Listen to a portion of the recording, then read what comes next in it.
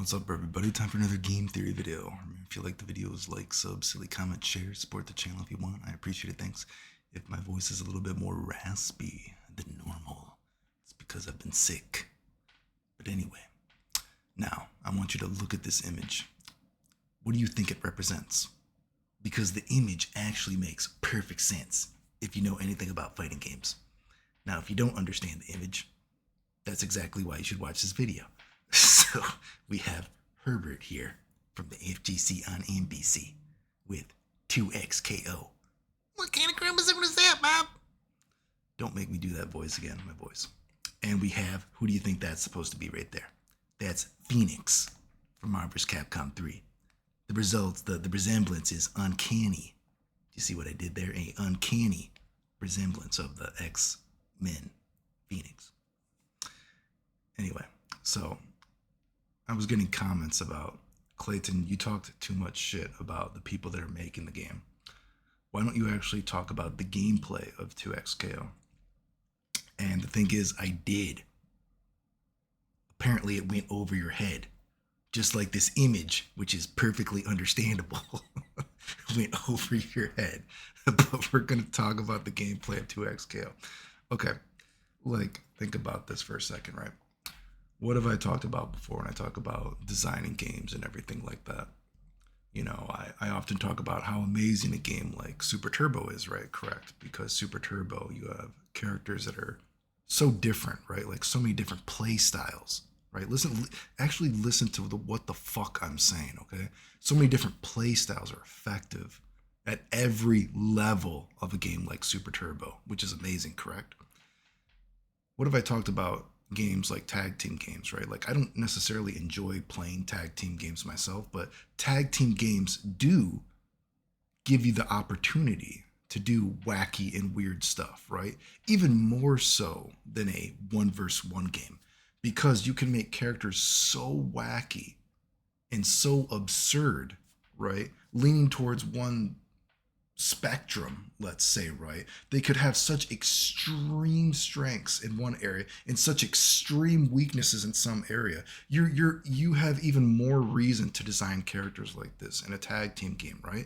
Because you can then compensate their weakness or their strength, right? Build off their strength or compensate for their weakness from other characters on your team, right? So if anything, there should be more diversity in a tag team game, correct? Right? One of the reasons I wanted to show an example of here with the uncanny resemblance of Phoenix, right? Let's use a game like Marvel's Capcom 3, right? We could say that, and you know, when I talk about win conditions, right? We can talk about win conditions in this video as well, right? Think about the win condition of a character like Phoenix in Marvel's Capcom 3. She is a unique character. You could say that people build their teams around Phoenix's strengths and her weaknesses, right? To compensate for the weaknesses, to build off the strength. Teams are actually built around a character like Phoenix. Now, if Phoenix was a character in a one-on-one game, she might not exactly work the same, right? But because it's a tag team game, you have the excuse to make even wackier characters, right? Which is pretty cool, right? Now, let's think about, and you could say, when I use the phrase win condition, right? What is the win condition of a Phoenix team? The win condition of a Phoenix team is getting her to the Phoenix mode, probably you would say, right? Whereas not every other team has that win condition. Other teams' win condition might be something else, right? Just like in a 1v1 game, you know, Super Turbo, characters have different win conditions. I've talked about wire games like fucking, you know, Street Fighter Alpha 2 so bad because you've given every character the same win condition. Every character has the same best move, right? Every character has the same win condition. To win, you have to use the same thing. It homogenizes the game.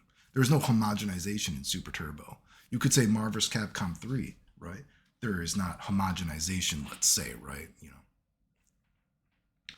know. Now, and you know, just to use one more example. I'll use a random example. Let's look at a game like Guilty Gear Strive before I talk about 2XKO, which I actually am right now. If you actually are like thinking about it, look at a game like Strive, right? you might think, what is one of the win conditions of Guilty Gear Strive? And you would say there is a homogenization in that characters want to get to the wall and break the wall. This is one of the conditions of the game, right? Getting the character to the corner and it breaks the wall and you get massive damage, whatever, right? But look at a character like, let's say, Happy Chaos, right? Happy Chaos has a different win condition. Could you not say that that's one of the reasons that he is one of the better characters in the game? Whereas other characters normally have to play by the same win condition, Happy Chaos doesn't actually have, he doesn't, quotation marks, have to break the wall, right? He has a different potential win condition than other characters, which makes him powerful, you could say, unique, right? I mean, the motherfucker, they even gave the character, they put in that fucking burst thing or whatever for him, full screen burst, whatever the fuck it is, right? Think about what the fuck they said. You want me to talk about the gameplay of 2XKO? The developers, the director of the fucking game, right, said that they don't think, paraphrasing, that zoning is fun. So they took it out of the game. It's a tag team game. What is the win condition, let's say, of fucking 2XKO right now? I think you could make the argument, and I know win condition is kind of a broad term, right? You could take this with a grain of salt, but I think you could probably say that the win condition of 2XKO right now is a bunch of characters just rushing you down, putting you in hell, right? Right now, 2XKO, despite being a tag team game, doesn't have a zoner where their win condition is something different, despite being a tag team game. Right now, 2XKO, despite being a tag team game, sorry, my throat, man.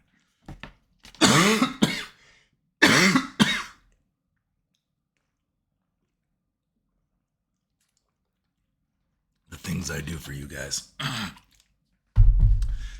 Right now, 2XKO doesn't have characters like zoners, right? It doesn't have a Phoenix that you build your team around, right? That's not very healthy, especially for a fucking tag team game, when seemingly every character has the same win condition. Am I not discussing? That is the gameplay. Do you see that me exposing how fucking retarded the director of the game is for saying this kind of shit? Now, who knows? Maybe he's paid to say it. I mean, well, maybe he's, lovingly paid for it. I mean, he's been getting paid for 8 years, apparently, right? You don't have to release the game. 8 years. I can't even tell you what's fun about the game. You have all these fucking frauds making the game that just do combos, right? There's no different perspective. Like, I can't believe I was actually getting comments that, I can't believe you think there needs to be more grapplers or zoning. That's not actually talking about the gameplay. It is. Me calling out the developers for only having one play style in the game after 8 years in a tag team game, when you have a bigger excuse to make wacky characters, because these wacky characters can be compensated by the other character on your team to create synergy. That is talking about the gameplay, right? This isn't, I've said before, you can have fun with the game. I'm sure people will have fun doing combos, despite the fact that, they took away motions and it looks like fucking Morse code when you're fucking playing. What are the commands? Oh, beep, bop, beep, bop, bop. Oh, this will be less. This will be. Oh. I can't do the Pikachu voice right now. This will certainly be less complicated than learning motions. Let's just put a DDR code to do your combo. Right, it's ridiculous. The design philosophy, that me talking about how retarded they sound in the interview, is talking about the game. I'm sure people have fun with the combos. Combos are fun for a little bit, but that's not like, okay, you have characters. I need to see something a little bit different for a tag team game. You get what I'm getting at? I've actually talked about the gameplay. Now, apparently there's 2 other characters that they haven't shown, but I think they even said in the interview that one of the characters was supposed to be a zoner, but they thought that maybe zoning wasn't fun.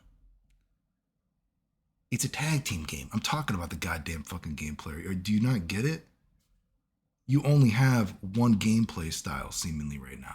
Take that with a grain of salt. One win condition right now, right? I also think, and like, I'm not, it's just like, I think on a certain level too, of course, it's like, dude, it's a tag team game. Of course, there's going to be combos, which makes it even sound even more retarded that they're like, oh, well, we don't really want there to be combos, but we're making a tag team game. Well, bro, I think you might be making the wrong game. What kind of tag team game doesn't have combos and bullshit? What kind of tag team game doesn't have degenerate shit? Right? But at least in some of these degenerate games, let's say, quotation marks, degenerate games, right? At least you can see different play styles, different tactics that can be effective, that can be one of your win conditions, right? Right now, 2XKO, when you have the designers of the game saying that they don't think certain play styles are fun, you are kind of saying that every character will have the same win condition, that every character will be homogenized from a certain standpoint, right? I know I'm using this kind of broadly, but there is some truth to it. I'm not horny to test the game because I've already said I'm sure people can have fun doing combos in it. But I need a little bit of meat to chew on to stimulate me, right? That's why I kind of like talking about games even if I don't really play them anymore, because I do think that there is, a chance to do new things in new games. And, I've said before, even though, again, like I said at the beginning of the video, and I've made in other videos, although I don't really care about playing tag team games, generally speaking, right? I do think tag team games give you a unique opportunity to go full throttle with making wacky characters. Just like for Dragon Ball FighterZ, right? It also gives you the chance, I think, to do interesting new moves that could only work in a tag team game. Go watch the video about how I would make Vegeta's final explosion if I was making Dragon Ball FighterZ. It's amazing. It's one of my better ideas, and it's perfect. So, and that is an idea that could only work in a tag team game. And that's the cool thing about tag team games, when you can put something in it and you're like, I could not, this move would not work in a 1v1 game, right? Just like you can have characters, I said, Dragon Ball FighterZ should have had some vacuum cleaners. Most characters are just swipey away the fireball, blah, blah, blah, blah. The tug of war between fireballs, homie dashing, and reflecting. That's awesome. But what they should have done to throw a little bit of spin on the game, besides the fact that they should have focused more on that, meta, right? What they should have done is they should have thrown a couple of curveballs into it. They should have thrown a couple of vacuum cleaner characters. You could have had the Dr. Gero and Fat Android. Instead of reflecting moves, they suck up your fireballs and it gives them super bar, super fast. Could have had the Android 17 from GT, sucks up your super fast, right? But he can't reflect. But guess what? When you make zoning better in the game, right? These fundamental aspects of what made fighting games popular in the first place, just fundamental common sense, I think, right? Right? You have these characters that are now zoning you a different play style, right? Then you add some curveballs in the mix, some vacuum cleaners, and now you're like, fuck. Now I have some strategy to how do I want to make my team? Because what if that guy's going to pick a zoner character? I might want to have a vacuum cleaner on the team, because vacuum cleaner characters are effective against zoner characters, right? Dragon Ball FighterZ is a drop ball because of that, because you could actually appreciate the lure and actually expand upon what a fighting game could be, right? Just like Phoenix. Phoenix is a character that probably doesn't really work well if it was a 1v1 game, but she becomes more interesting when it's a tag team game, because you can compensate for her weaknesses. You can build upon her. There's a different win condition when you pick a Phoenix team. Currently in 2XKO, they don't even think there should be zoners in the game. Do you realize I have talked about the gameplay of 2XKO already? It just eluded you, like this image, you retard. You didn't even know that was Phoenix. It looks exactly like her. Come on. Sort of. So, anyway, again, look to where we came from in fighting games. Look at games like Super Turbo. Still extremely competitive, fucking 30 years later. Multiple different winning conditions, right? The winning conditions are not homogenized, right? Every character at every level gets played. Wins at every character has been shown to win at the highest level, I should say, excuse me, which is an incredible thing, I think, 30 years later. Right? If a game like that could do that, a 1-versus-1 game, imagine what a tag team game should be able to do. Right? Now, unfortunately, tag team games do tend to be degenerate.